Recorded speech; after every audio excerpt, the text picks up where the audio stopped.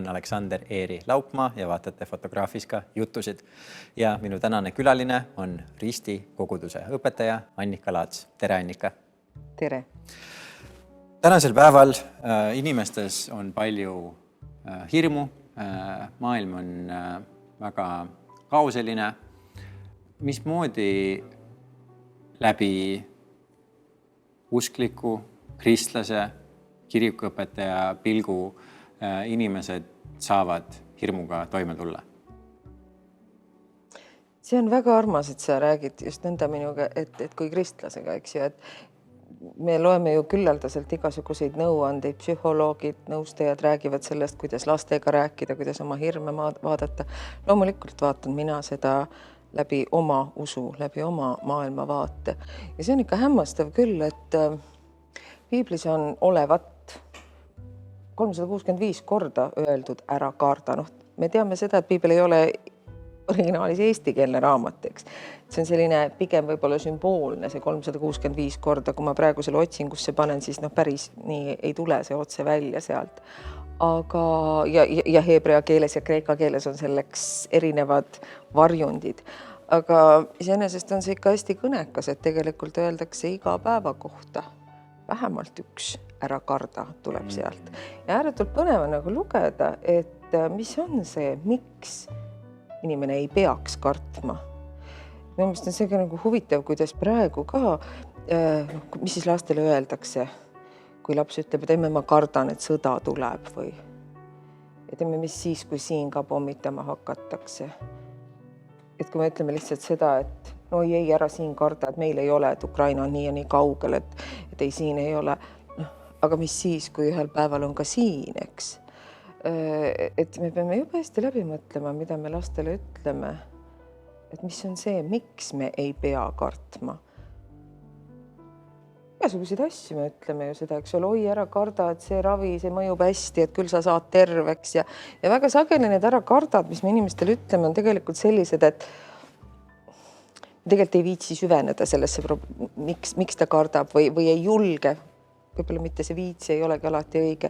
Ei julge või meil on omal mingid hirmud ja siis me kiiresti ütleme ära karda, sest küll läheb mööda või see ei ole tegelikult nii ohtlik ja nii edasi. Et ma mõtlen, et sellesse julguse küsimusse tuleb hästi süveneda. Loomulikult praegu on see hirm väga selge, konkreetne, käega katsutav. Ongi õudne, ongi sõnu seletamatult õudne. See, mis Ukrainas toimub, see, milleks inimene võimeline on, see kohkumus, see taipamine, et see päriselt saabki toimuda, ei olegi mineviku sündmused ainult, mida võib ära unustada. Aga ma ikkagi tuleks selle juurde, et tegelikult on seda öeldud inimesele läbi aegade. Et ega ka paar kuud tagasi oli paljudel inimestel hirmu. Need põhjused olid lihtsalt teised. Ja võib-olla, et need põhjused pole ka praegu päriselt ära kadunud. Noorte vaimne tervis oli meil ka enne väga ohustatud.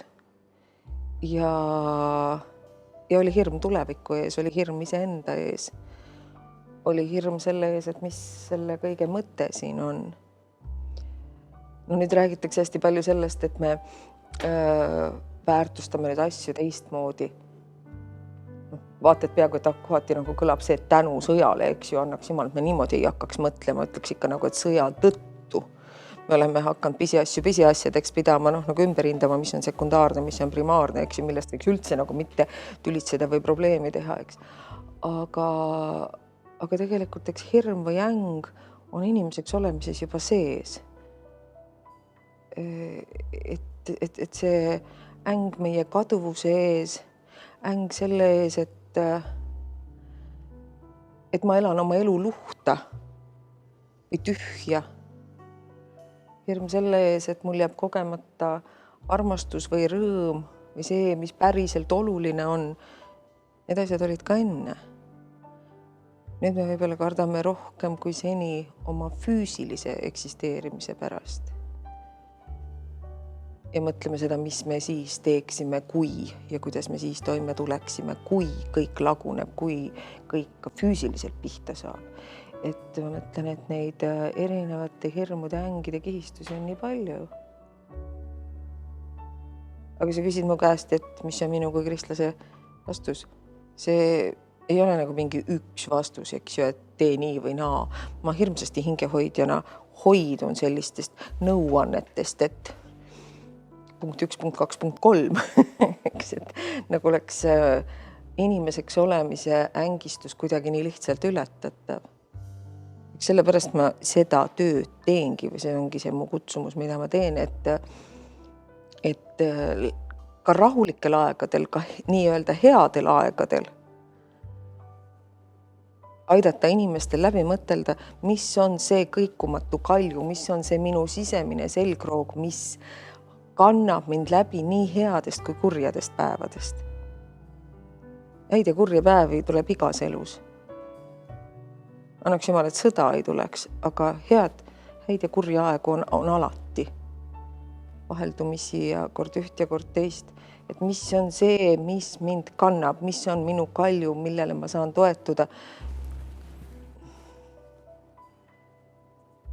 Ja mis on need asjad, millele tegelikult viimselt loota ei saa, mis kaovad käest ära. Ja seda tööd on enne tehtud, olen mina teinud, on teised vaimulikud ja hingehoidjad teinud ja seda me teeme edasi. Me aitame inimestel leida sisemist rahu ja sisemist kindlust ja selgust. Eile käisin emakeelepäeval lugemas seal presidendi aias 9 minutit emakeelset teksti. Enne Ukraina sõda, kui see kutse tuli, siis mõtlesin, et loeks näiteks Perviku Kunksmoori. Siis mõtlesin, et ei, ikka vähe tõsisem peaks olema, et võtsin Uku Maasingu ette. Kui sõda kätte tuli, siis sain aru pika peale, et tegelikult kõige kohasem on lugeda Vanatestamendi psalme. See on uskumatu, need on ikka niisugused tekstid. Kui on head ajad, siis loed Vanatestamendi psalme. Mõtled, et heldike, kui ebaviisakas on paluda nagu Jumalalt mingi vaenlaste hävitamist ja et õel mees, ülbitseja, valetaja mees sureks ja Jumal hävitada. Ja praegu loed ja mõtled, et ei ole nagu aktuaalsemad teemad, mida me mõtleme, et Jumal ometi pane piir kurjale, et ta ei tegutseks. Ja siis seal on nii võimas ja hea see, kuidas inimene oma hirmudega tuleb Jumala ette. Kui ma kardan, siis ma tulen sinu juurde, Jumal. Ja siis ta võitleb Jumalaga ja siis ta jälle kusagilt nagu leiab selle rahu. Kas see peab paika, et sellisel hetkel, kus inimeste jaoks näiliselt elu muutub ebastabiilsemaks, kui ta enne oli, et inimesed on kergemalt tulevad kirikusse, tulevad otsima abi milleltki sügavamalt, milleltki, mis ei ole nii hoomatav. Et ma olen mitu korda kuulnud seda, kuidas just usklikud inimesed ütlevad seda, et ka usklike jaoks on suur nii-öelda probleem või üks pattudest see, et justkui peaks palvetama kogu aeg, aga sellel ajal, kui kõik on hästi, sa ei palveta, sellepärast, et sul on mugav olla. Aga et hakatakse palvetama siis, kui asjad lähevad hapuks. Kas see kandub ka mitteusklikele inimestele üle, et nad tulevad otsima mingisugust rahu, mingisugust tuge sellistel hetkedel? No seda öeldi ka koroona aja kohta, et küllap nüüd hakatakse rohkem tulema. Ma ei tea, ristikoguduses on see inimeste tulemine, täiskasvanute tulemine nagu siuke lakkamatu, et meil nagu aastaid lihtsalt inimesed on oma sisemistel otsingutel, mitte ainult Ristil siis, vaid ka Tallinnast ja mujalt Harjumaalt ja kaugemaltki oma sisemistel otsingutel jõudnud nii kaugele, et nad tahavad läbi mõtelda elus, mis on päriselt oluline, kes olen mina, mis asja ma siin maailmas teen, eks ju, millel. Et ma ei saa nagu öelda, et kusagilt tormataks nagu massiliselt, aga see on muidugi nõnda, et häda ajal saab teoks see, mida meile öeldakse nagu Jeesuse poolt tegelikult nagu igaks ajaks, et palvetage lakkamata. See on hästi huvitav, see palvetage lakkamata, kui me kujutame ette, et palve on midagi sellist, et sa pead mingeid kindlaid ridu kordama, eks ole, või siis seda ei saaks ju lakkamata teha või see oleks nii võimatu oleks nagu muid asju üldse mõtelda, eks, aga minu jaoks on see nii kihvt see ütlemine, et see on mõnes mõttes nagu hingamine, sisse ja välja hingamine, et sa elad koos Jumalaga, et sul on nagu mingi antenn väljas ja väike pilk tema poole, isegi mitte võib-olla nagu silmadega, vaid südamega korraks tema poole mingites olukordades ikka ja jälle, eks, et ole siin või suuna või näita. Aga jah, loomulikult praegu sõja olukorras on see eriti intensiivne, sa lihtsalt ei suuda teisiti olla, kui lakkamatult Jumalale kurta seda ja öelda, et kus sa oled ja näe seda ja pane oma käsi vahele ja sekku. Ja ma olen nagu mõelnud seda, et kas või nõnda, et tõesti nagu kusagilt mingid mürsukillud või mis iganes. See on otseses mõttes, loomulikult see on antropomorfism, et Jumalal ei ole ju käsi sellisel kujul nagu meil, eks. Aga et kusagilt mingid killudki läheks mööda kellestki, eks ju, või kusagil mõni ahastav laps, üksi jäänud laps leiaks tee või head inimesed üles, eks ju, või puhtalt tõesti nagu konkreetselt mõnede inimeste peale mõelda. Ma olen viimasel ajal mõelnud ka selle peale, et see kõik on nii üldiselt õudne, et ma olen püüdnud mõelda või samastuda mõne täiesti anonüümse Ukraina naisega, kes on umbes nagu mina, eks ju, kes on harjunud toimetama ja hommikuti putru tegema perele ja nii edasi, kus iganes ta nüüd on seal Mariupolis või Harkivis või kus iganes. Ma mõtlen tema peale. Neid on ilmselt seal tuhandeid, kümneid tuhandeid. Aga ma püüan nagu mõelda kellegi konkreetse peale ja saadan talle nagu häid mõtteid, õnnistust. Õnnistus on tegelikult see benediktio, tähendab ju hea ütlemine, hea soovimine. Et sa lihtsalt saadad oma head soovid ja mõtted tema poole teele. Ja ma olen veendunud selles, et see teeb, see muudab, et head mõtted, armastuse mõtted, headuse mõtted, need ei ole kunagi asjata mõeldud. Ja saame näha siis, kuidas see kõik toimib ja kuidas see lõpuks siis hästi lõpeb.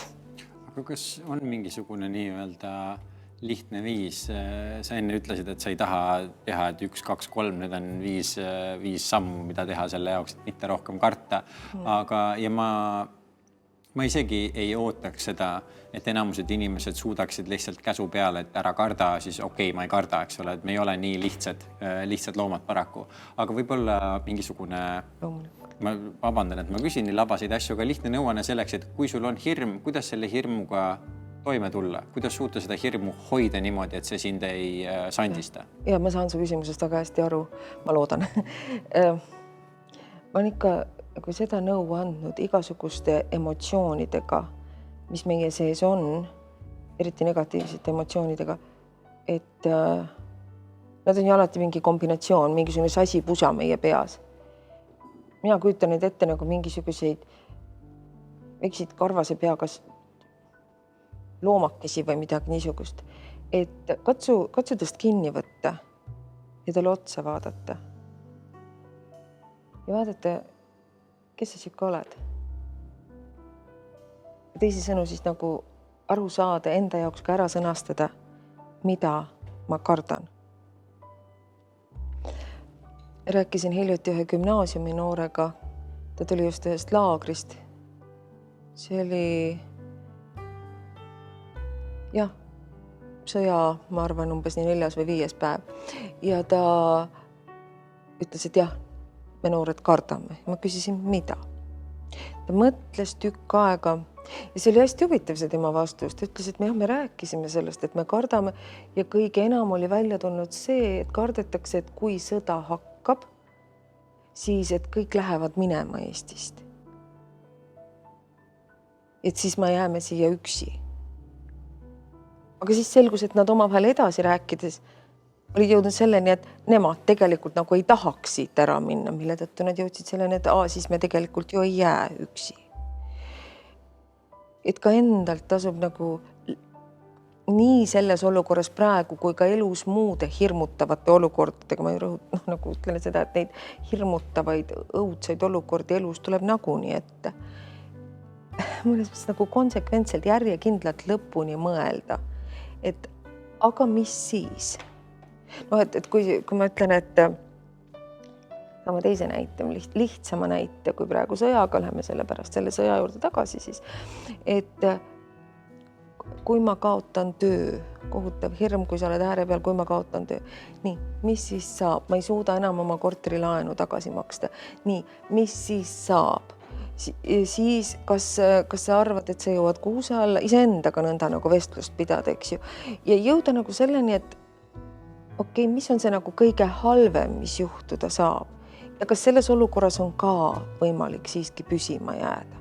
Et mitte lasta endal sellel hirmul lihtsalt nagu hirmul alla neelata, abstraktsel kohutaval hirmul, vaid püüda tal natist kinni saada. Miks see nii õudselt oluline on? Ma ei ole see, kes väga palju nagu dualistliku hea ja kurja või valguse ja pimeduse võitlust muidu nagu väga kuulutaks, propageeriks või nõnda, aga mu meelest praegu me siiski väga selgelt ka näeme, Leelo Tungalgi oma luuletus, eks ole, seda nagu nimetab üks kurjuses selgeks esiletõusuks ja pealetungiks. Ja kurjuse tahtmine on, et me kardaks. See on nii ideoloogilise kurjus, selle poliitilise ideoloogilise kurjuse, kui ka tegelikult laiema kurjuse tahtmine. Alati see, et inimene kardaks. Veel parem, kui inimene oleks halvatud hirmust. Kui ta üleüldse nagu lakkaks toimimast ja lihtsalt kohutavalt kardaks, eks. Kui see on kurjuse tahtmine, siis ilmselgelt tuleb meil mitte tema tahtmist teha ja selle vastu võidelda. Iseenda pärast ja headuse pärast, eks ju.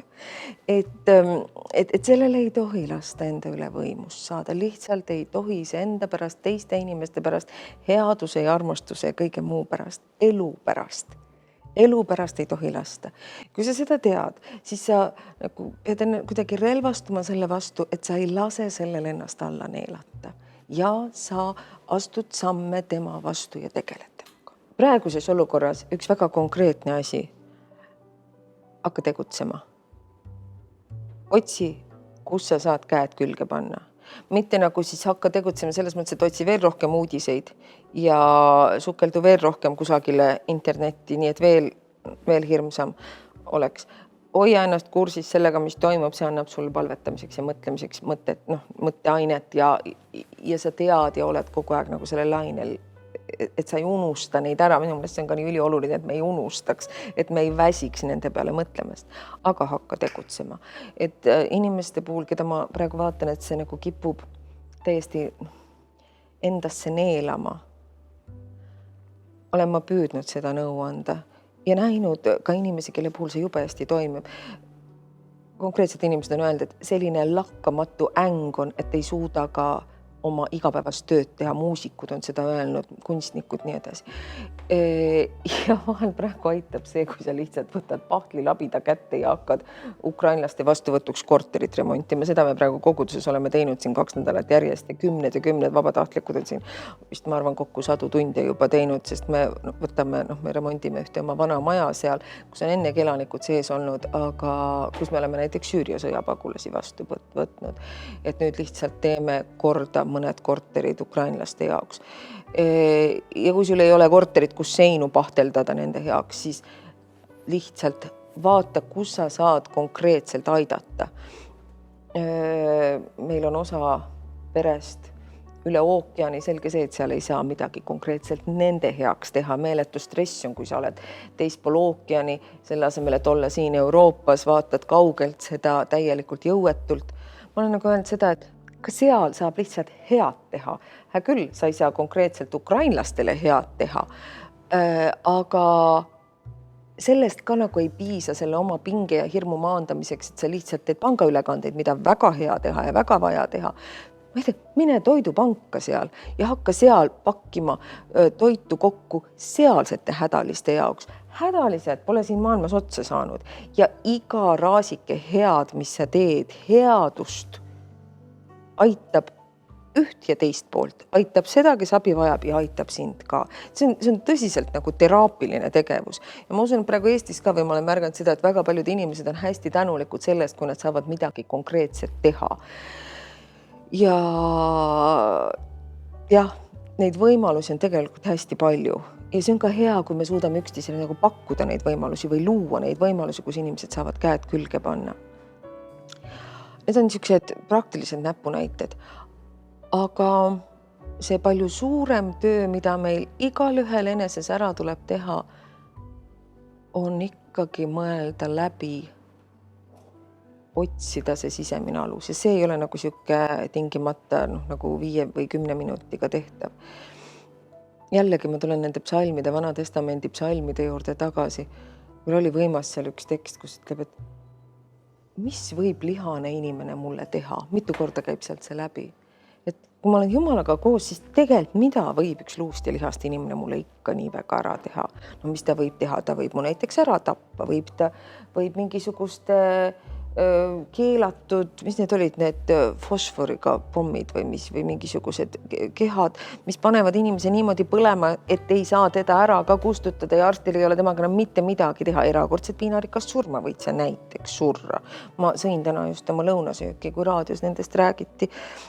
Huvitav oli süüa. Aga nendest peab rääkima, sest me tõesti peame teadma, milleks inimene võimeline on. Inimene, see tähendab meie, milleks meie inimesed võimelised oleme. Et nagu jõuda selleni välja, et mis on igavik ja mis on tõeliselt oluline. Ja kas meie elu lõpeb selle lihaliku eluga siin või on meil mõtet otsida igavikku ja taotleda igavikku. Ja see on nii võimas, kui sa tegelikult saad nagu aru, et su elu ei ole ainult see kriipsuke selle 2 aasta varvu vahel, mis seal pärast seal su kivi peal seisab, eks. Vaid su elul on mõte ja sisu ja sa pühendud sellele ja elad selle nimel ja sinu päralt on igavik. No sellest võimsamat teadmist ei ole. Mis ei tähenda seda, et minusugune ei kardaks siis, kui on rünnak. Ma ei saa ju öelda seda, see oleks täiesti silmakirjalik ja vale, et ma ei kardaks füüsilisi piinu või et kui jumal hoidku sellest, kui see meid kõik tabab, eks, et ma siis konkreetselt sellel hetkel ei kardaks. Ma ju ei tea seda, me keegi ei tea seda ette, kuidas me siis käitume. Ma lihtsalt palvetan, et mul oleks nagu seda meelekindlust ka siis ustavaks jääda sellele, mida ma olen õigeks pidanud, mitte reeta iseennast ja ligimest ja Jumalat, mitte araks muutuda, mitte püüda ennast teiste arvelt päästa või mida iganes. Ma nii siiralt väga palun ja loodan ka seda, eks, et see nõnda ei oleks, aga ma arvan, et kui me tõeliselt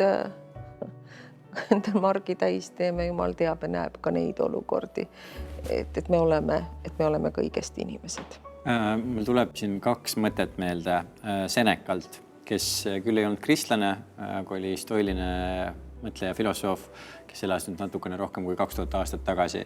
Ja esimene asi, mis mul tuli meelde, käib selle kohta, mis te ennem ütlesite, mis on nii oluline selleks, et hirmuga toime tulla, on see, et sul on see suur sasi pundar, sa võtad selle nii väikesteks tükkideks kui võimalik selle jaoks, et siis näha, mis sa päriselt kardad. Ja mida väikesemateks tükkideks sa selle võtad, seda rohkem sa näed seda, et see on tegelikult suures osas, eks ole, illusioon. Ja selle kohta Seneca ütles seda, et tema iga kuu nagu võtab mõned päevad, kus ta magab kivi põrandal, loobub kõikidest oma maistest hüvedest, sööb kõige nagu halvemat toitu, mis on võimalik, lihtsalt selle jaoks, et tunda, et aga kui hull see siis on, kui kõik on, eks ole, läinud. Ja siis väga ruttu sa saad aru, eriti inimesed, kes kirikus, ma tean, seda tehakse ja nüüd tänapäeval aina populaarsemaks muutub paastumine, mis on väga tore. Kuigi tore ei ole võib-olla see sõna, mida paljud kasutaksid, aga mis on selle juures tore, on see, et kui sa harjud sellega, siis sa väga ruttu avastad seda, et mingi asi, mille puudumist sa tegelikult väga kardaksid, kui keegi ütleks, et me võtame sealt toidu ära. See tundub nii hirmus, see tundub uskumatult, ei saa, et ma lähen 2 tunniga vihaseks ja närvi ja kurjaks. Aga kui sa oled harjunud paastumisega, siis sa järsku saad aru, et tegelikult te võtate mul toidu ära, natuke aega on ebameeldiv, aga siis harjun ära ja pole elul ka viga mitte midagi. Et see aitab Ja teine asi, mis ta ütles, mis on üks minu lemmikutest tsitaatidest, on see, et see, kes kannatab enne, kui on vajalik, kannatab rohkem, kui on vajalik. Ja seda ma usun sellistel aegadel, kus kuskilt mingisugust hirmu külvatakse täiesti õigetel põhjustel, siis inimestel tekibki see, et me ei karda praegust olukorda, me kardame seda, mis võib juhtuda. Ja siis tegelikult me lihtsalt võitleme mingite teemonitega, kes meie enda peas kogu aeg on ja me võime enda praeguse elu, mis tegelikult on hea, meil on süüa, meil on sõbrad, meil on perekond, meil on peavari. Me võime selle nii ruttu muuta millekski õudsaks lihtsalt läbi selle, et me kujutame ette, et aga mis siis kui see, aga mis siis kui teine. Täiesti nõus ja eks sellele inimesele, kes parasjagu kannatab, ma ei anna seda nõu, ütleme töötades ka haiglas ja nähes vanemaid, kes oma laste pärast nii kohutavalt kannatavad ja muretsevad ja nii edasi. Aga iseenesest ma enda distsiplineerimiseks küll olen mõelnud ka need asjad läbi, millest käis läbi mu vanaema teise ilmasõja ajal oma lastega kodutuks jäädes tuttuus kodu, mis neil maha pommitati ja ära põles ja kuidas nad olid sõjapõgenikud, käisid ühest kohast teise, otsisid, kus ulualust saada, millest käis läbi mu vanaisa, kes ei saanud oma laste kasvatamise juures olla, olles Siberis ja nii edasi. Ja nad jäid alles ja neis jäi headus alles, hämmastav headus alles, et me peame vastu. Mis on nii tähtis, et me hoiaks alal armastust, et me seda ühtekuuluvustunnet, mis praegu tekkinud on, et me taipaks seda, kui narrid me oleme, et headel aegadel me selle käest laseme. Jällegi on see, et siis nüüd Ukraina sõja tõttu oleme me mingisugused asjad selja taha jätnud, mingid erimeelsused ja tülid, eks ju. Aga äkki me salvestaks selle endale praegu ära, mõtleks läbi ja salvestaks selle ära, et kui asjad lähevad paremaks, ei pea üksteisel kohe jälle ninna kargama, et me suudaks nagu seda elu pühadust ja harukordsust ja headuse ja armastuse erilisust nagu talletada ja mõelda seda, et küll me olime narrid, kui lollid me olime, kui me tülitsesime selle teise kolmanda pärast või tegime oma elus suurt probleemi, et ma just täpselt sellist kohvi ei saanud või sellist saiakest, nagu ma harjunud olen või mida iganes sellist, eks. Ja et nagu talletaks selle, võtaks siis selle nüüd kaasa nendesse aegadesse, mida me nimetame pärast jälle siis headeks päevadeks, rahuaegadeks, eks. Et see õppimine võiks ju praegu siin meil olla. Jaa. Sa enne mainisid seda, et me saame näha seda, milleks inimesed on võimelised, ehk siis me näeme seda, milleks meie oleme võimelised. Jällegi asi, eks ole, mida väga-väga raske on tunnistada, kui me näeme kedagi kurja tegemas, siis tunnistada seda, et tema on nagu mina olen nagu tema, kui tema on selleks võimeline, siis mina olen selleks võimeline. Aga samas just selline aeg, kus me näeme neid kõige suuremaid kurjuseid, on see hetk, kus me oleme kõige rohkem võimelised ka, või meile antakse võimalus vähemalt selleks, et näha ka seda, mis meie sees olemas on.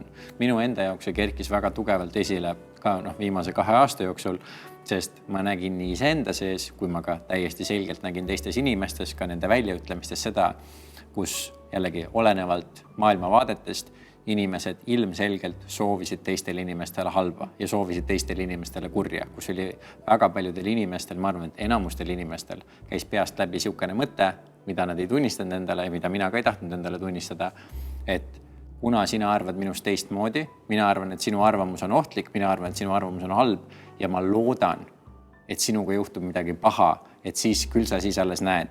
Ja see on tegelikult kuri mõte, see on õel mõte.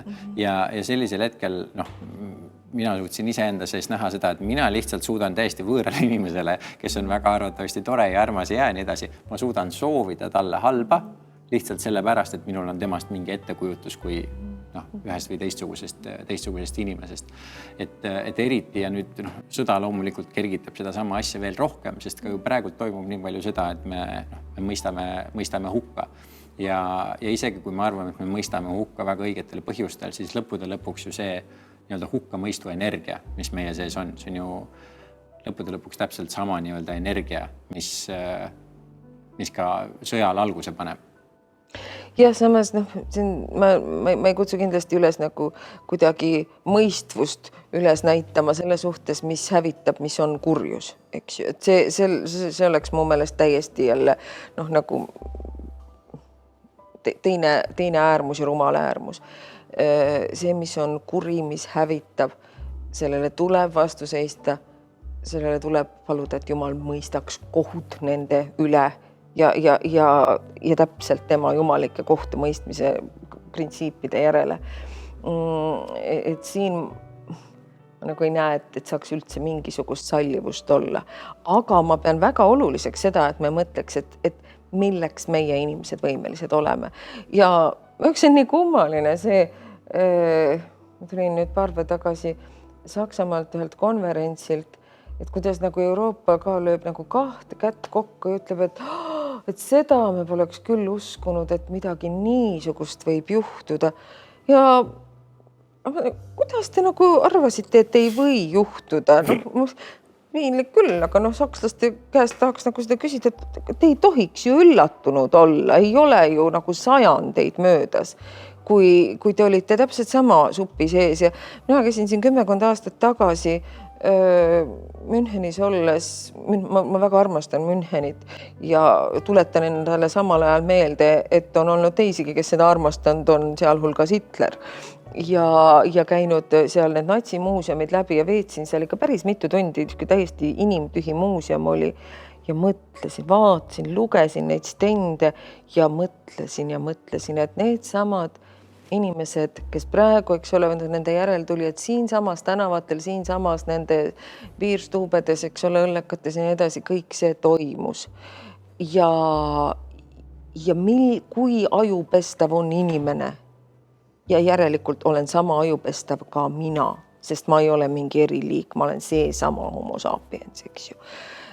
Oleks siis sapiens.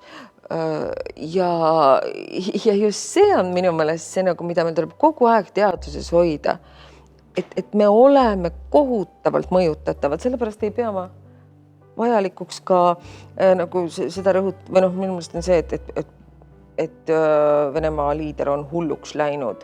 Pole midagi läinud, on olnud selline kogu aeg, et seestunud.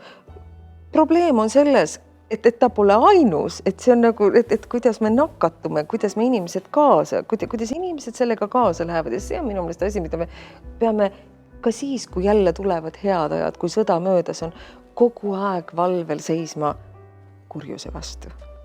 Seda ma olen kuulnud viimase 15 aasta jooksul väga palju sellist justkui nagu mõtteharjutust, mida just ateistlikud inimesed rohkem propageerivad, mis on siis see, et kui sa saaksid ajas minna tagasi ja tappa Hitleri sellel ajal, kui ta on laps, et kas sa teeksid seda, et kas oleks moraalselt õige või kas oleks moraalselt vale. Ja mina olen alati seda kuulanud ja ma olen mõelnud, et see on nii väga loll küsimus, sellepärast, et see eeldab seda, et kogu natsi eelne Saksamaa siis oli täis mõistlikke, ratsionaalseid, armastavaid inimesi ja siis üks inimene suutis nad kõik kurjaks teha. Mitte seda, et sul on loodud pinnas selleks läbi väga paljude erinevate mõjutajate, mis tekitab sellise olukorra, kus keegi selline, kes on nii ekstreemne, üldse tõstetakse kuskile kõrgusesse ja tuletame ka meelde seda, et Adolf Hitler valiti demokraatlikul teel Saksamaad juhtima. Ja seda me tahame ära unustada, meile meeldib leida see üks nii-öelda pahalane, kes häid inimesi lihtsalt tagant veab. Ja sellega me nagu vabastame vastutusest iseennast, kes me oleme inimesed. Ma pole nii rumal, niisugust küsimust muidugi üldse kuulnudki. Kui mu käest seda küsitaks, ma nagu võtaks selle lapse omale perre ja püüaks teda armastada ja hoida nii, kuidas ma oskan.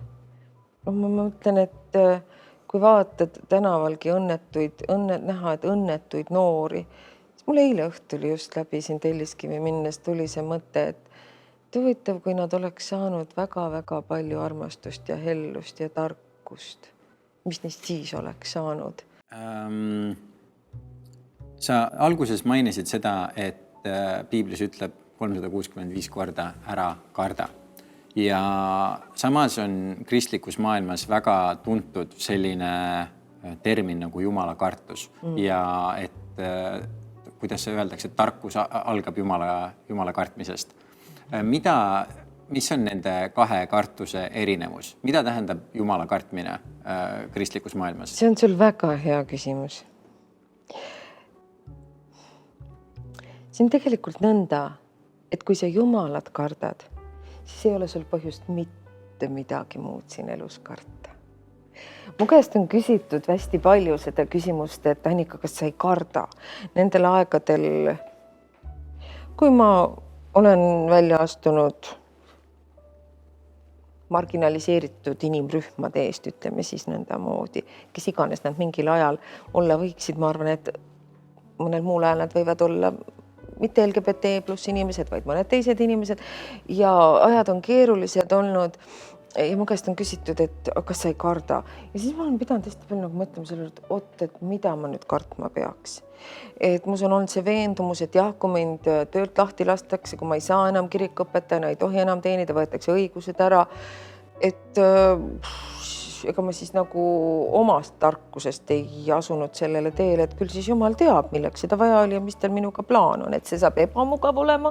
See kindlasti ei ole see, mida ma ootan, sest ma tohutult armastan oma tööd, armastan inimesi, armastan seda kohta, kus ma olen. Aga küllap siis Jumalal on nagu mingi muu plaan minu jaoks. Ja niimoodi jällegi järjekindlalt läbi mõeldes, eks ju, et mida peaks siis kartma, olen ma enda jaoks väga selgeks mõelnud selle, et ainus, mida ma kardan viimselt, ainus, mida ma kardan, on eksida Jumala tahtmise vastu, mis on armastus, mis on headus, nagu minna, lüüa araks ja mingisuguste isiklike hirmude pärast sellelt teelt kõrvale hälbida, eksida tema tahtmise vastu, mis on selgelt rõõm ja armastus ja headus inimeste vastu. Ja see on päriselt, seda ma tõesti, ma nagu ei värise kogu aeg selle pärast, aga see on see, mida ma tegelikult nagu sisemas ütlen, et seda ma ei tahaks, seda ma tõesti ei tahaks. Ja siis sa nagu saad aru, et tegelikult, et kui sa selles nagu see asi paigas on, siis sa lihtsalt liigud edasi ja siis on tõesti nii, et mida saab inimene mulle teha, eks. Ja jällegi loomulikult ei tähenda see seda, et ma ei kardaks, kui mu lastega midagi juhtub või kui ma ei tea neist või mingit õnnetust, mis iganes. See on nagu teine asi. Loomulikult ma ahastaks, kui mu kallile inimesele midagi juhtub, eks. Aga ma rõhutan seda nagu viimselt. Sa jälle lähed nagu lõpuni välja ja tead, et meil ei ole kukkuda mitte kusagile mujale kui Jumala peopesa sisse ja sealt välja nagu ei kuku. Kui sa usaldad, siis sealt nagu kuidagi üle ääre panna niimoodi ei ole võimalik, sest see lihtsalt on ääretu lõputu suur. Kui ma võin tuua sellest samast asjast, mis sa ütlesid, selle nii-öelda näite praktilises maailmas, mida ma olen kasutanud ka viimase mitme aasta jooksul mitu korda, on see, et mulle meeldib inimestelt küsida seda, et kas nende arust maailm oli stabiilsem 11. märtsil 2020, kui ta oli 13. märtsil 2020. Ja enamus inimesi ütleb, et jaa oli, et mu elu oli stabiilne ja maailm oli stabiilsem ja siis järsku päeva pealt on eriolukord, ma ei saa kuskile lennata, ma ei saa kuskile minna, aga mis mulle meeldib öelda on see, et kui maailm oleks olnud enne stabiilsem, siis stabiilne asi ei saa järsku muutuda ebastabiilseks. See oli lihtsalt ebastabiilsus, mida me veel ei olnud näinud, mis ei olnud esile kerkinud, mis oli peidetud. Ja meil oli selline tunne kolmapäeval, eks ole, et minu elu läheb edasi niimoodi, mul on need plaanid, sinna lähen puhkusele, siis saan seda teha ja järsku sa saad aru, et ei. See, mis sul peas oli fantaasia. Sul olid illusioonid ja siis reaalsus näitas sulle, et sa tegelikult lihtsalt kujutasid suvaliselt asju ette. Ja sellest samast asjast nii-öelda veel ekstreemsem vorm juhtus siis nüüd paar nädalat, eks ole, tagasi, kus ühel hetkel sa elad maailmas, kus sinuni vähemalt väga palju ei ole nii-öelda uudiseid sõdade kohta tulnud, kuigi need on ka viimased paarkümmend aastat igal pool maailmas olnud, nii Jeemenis, Süürias, Liibüas, Iraagis, Afganistanis, Somaalias, Pakistanis, igal pool, aga lihtsalt need ei ole olnud meile nii lähedal, et need oleks inimestele kohale jõudnud. Ja siis jällegi inimestel on niisugune tunne, et oi, et mul just elus oli mingi stabiilsus ja nüüd enam ei ole, aga tegelikult on ju tõsiasi see, et seda stabiilsust ei ole kunagi olnud, see lihtsalt reaalne olukord tõi välja selle ebastabiilsuse, mis alati maailmas eksisteerib. Nii on jah. Ja inimesed ütlevad, et oli nüüd see koroona, nüüd see veel otsa, mis siis nüüd veel, eks. Siukse pisut irooniliselt võiks öelda, et võtta 1603. aasta siin Eestis, eks, oli sõda, siis tuli katk, siis tuli näljahäda, eks ju. Ei saa inimesi demoraliseerida seda meenutades, aga tegelikult ajalugu on nagu vaja tunda ja teada, et ei ole vast see elu täielik stabiilsus, pidev stabiilsus, see, mida taotleda. Inimeseks jäämist on vaja taotleda oma elus, et mis ka ei oleks, et sa jääksid inimeseks. See on see, mida ma teisisõna mõtlen, et sa jääksid nagu Jumal, ustavaks Jumalale või siis asendage, kes ei saa hakkama selle Jumala sõnaga, asendage elu või armastuse või headusega, eks. Ja kui nüüd rääkida sellest, et mida mina praegu kardan, siis ma kardan seda, et me võime tuimaks muutuda. Et me võime ükskõikseks muutuda, et see esimeste päevade pidev selline nagu ainult Ukraina lainel elamine. Loomulikult me peame argieluga edasi minema, lapsed peavad kooliharidust saama ja muusikud tahaks, et nad ikkagi suudaks oma pille harjutada ja kõik muud asjad ka.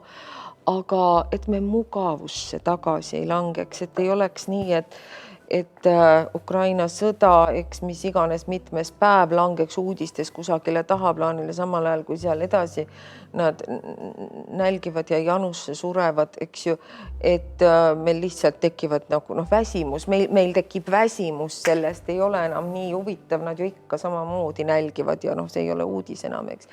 Et me suudaks hoida nagu ennast jällegi niisugust nagu antenni väljas, et me ei väsiks nende peale mõtlemast ja siis püüame samal ajal tegeleda kõige vajaliku ja asjalikuga siin, mis on vaja selleks, et meie lapsed kasvaksid ja elaksid, pluss nende lapsed, kes meil siia lisaks tulevad praegu ja nende emad ja isad, et ütleme see, et me hakkame nagu mõtlema, et pagan, et see hind, nende kaitsmise hind on ikka liiga kallis ja äkki ikkagi peaks selle Venemaa diktaatoriga ikkagi hakkama nagu kuidagi läbi saama ja nii edasi. Sellised kompromissid on minu jaoks need, mida ma tõeliselt kardan. Kardan selles mõttes, et nendele tuleb vastu seista.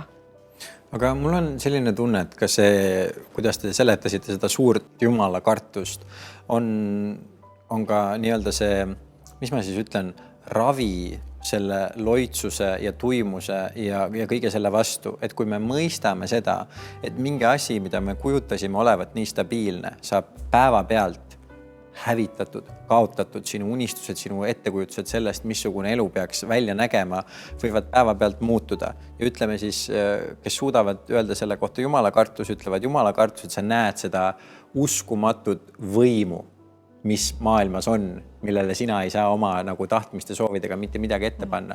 Et seda aksepteerides me suudame ka rohkem olla tänulikud selle eest, mis meil olemas on ja olla rohkem kohal ja jällegi ka unustada kõik need pisiasjad, mille pärast me oleme viimaste paari aasta jooksul oma mugavuses lihtsalt, mille üle me vaidleme, mille üle me kakleme, mille üle me oleme nõus inimestega tülli minema.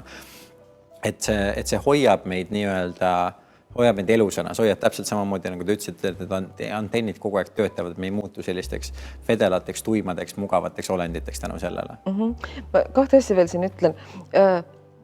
Katekismuses Martin Luther seletab 10 käsku, alustades igat selgitust sõnadega, sina pead Jumalat kartma ja armastama. Et see on nagu asi, mida täiskasvanud, kes leeris käivad, peaaegu alati küsivad, et kuidas saab korraga karta ja armastada?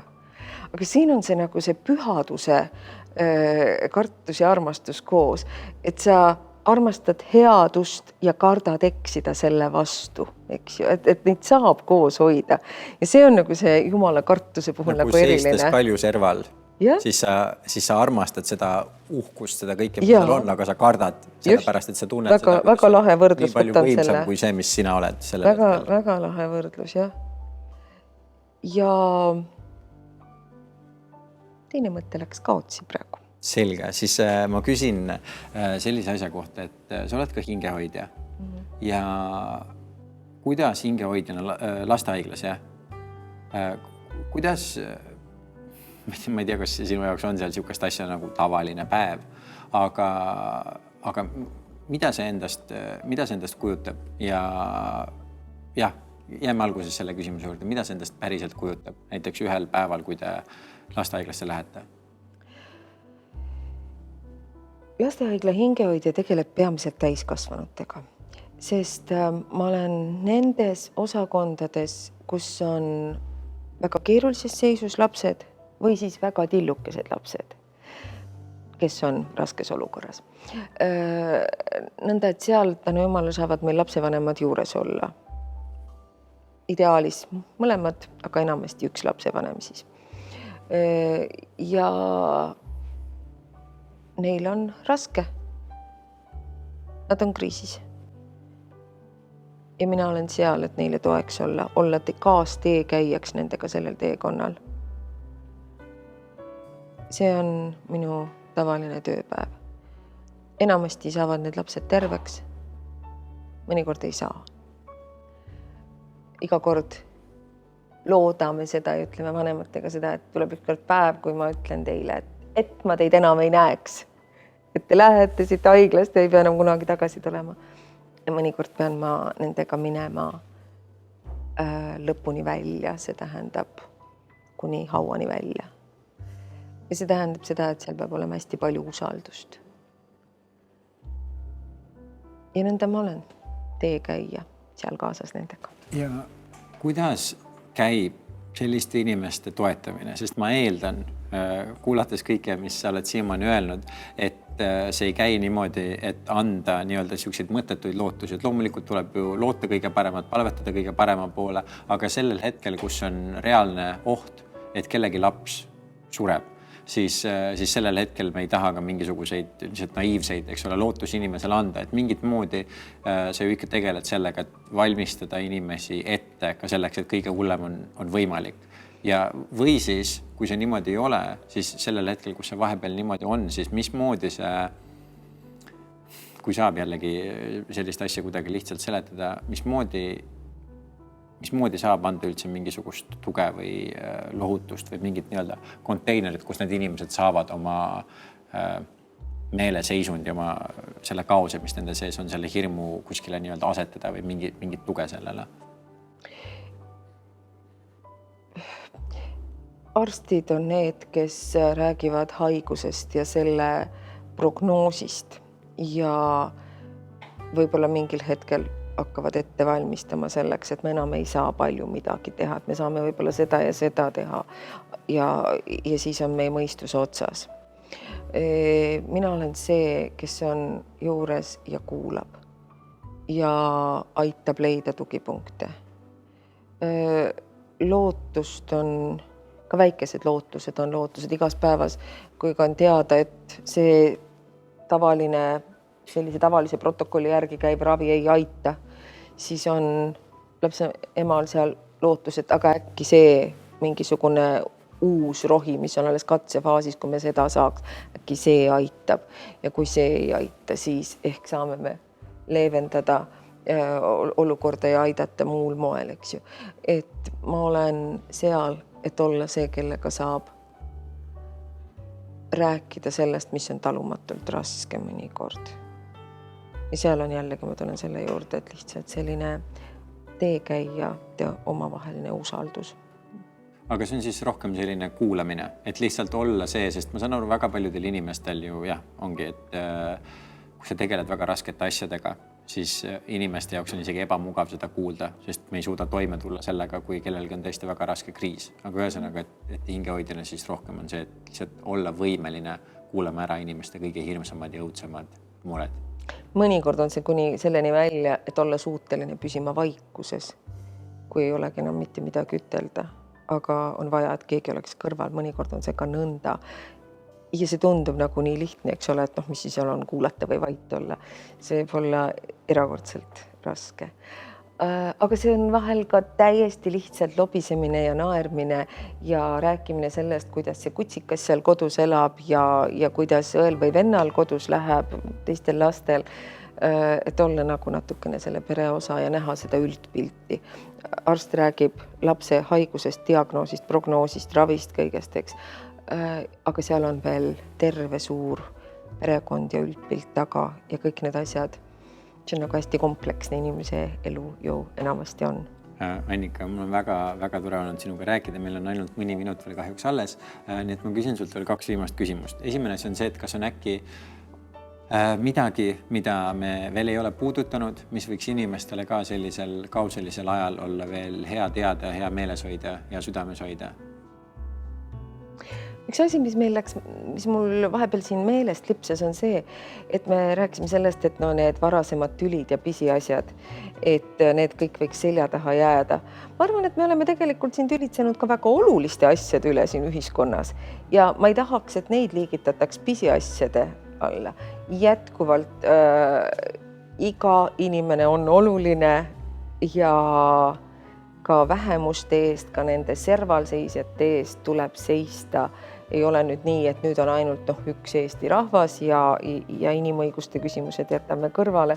Ma arvan, et neid ma küll ei liigitaks sinna pisiasjade hulka. Et kõik see, mis edendab headust ja seda, et me igaüks siin rahva hulgas oleme väga-väga väärtuslikud ja olulised, nende asjadega tuleks ikkagi edasi minna. Ja kõige viimane küsimus. Meie fotograafis ka moto on inspireerides teadlikumat maailma. Meie proovime siin seda teha oma näitustega, loodame seda teha ka selle saatega. Mis teie jaoks inspireerib teadlikumat maailma ja kuidas me saame seda teha, kuidas teised inimesed saavad seda teha kõige paremini?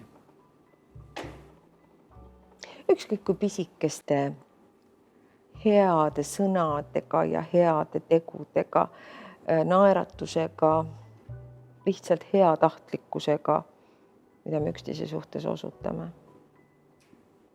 Annika Laats, suur aitäh saatesse tulemast. Aitäh. Suur aitäh vaatamast ja kohtume juba 2 nädala pärast.